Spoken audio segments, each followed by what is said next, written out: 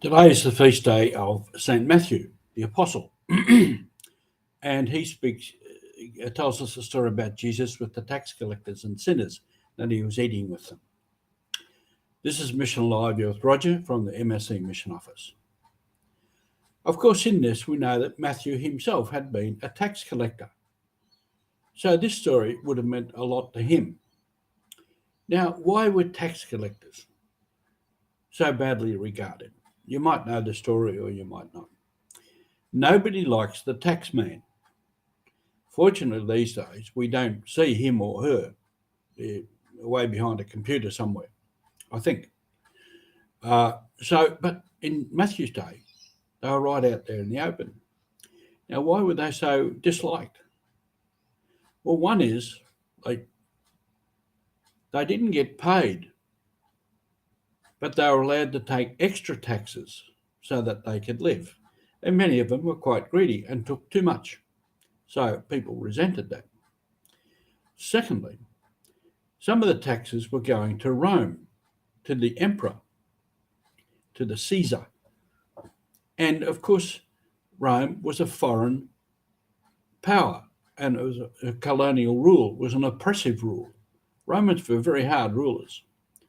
So money going out from people's earnings to support this foreign ruler, that wasn't appreciated either. And some were maybe going to King Herod. Now, he was less than a good king, and people resented him getting the money because he lived pretty lavishly.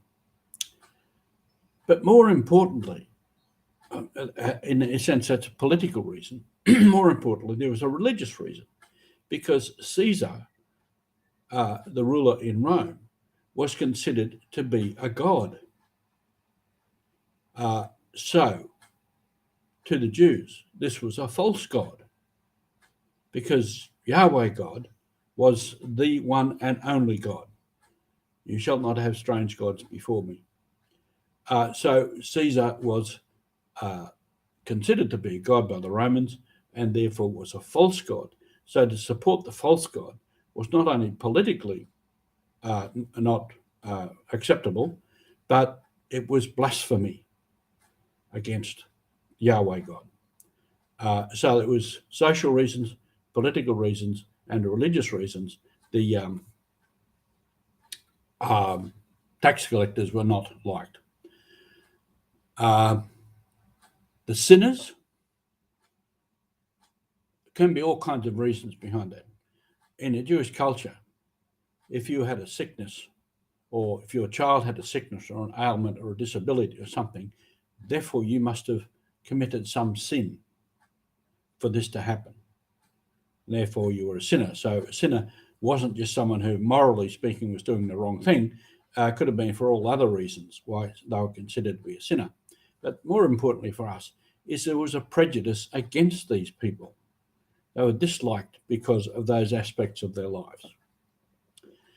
But Jesus went and sat down with them. Now, in the Jewish custom at the time, to go anywhere near these people was bad form, unwise, and to sit down and eat with them, that was a real mark that you were accepting them.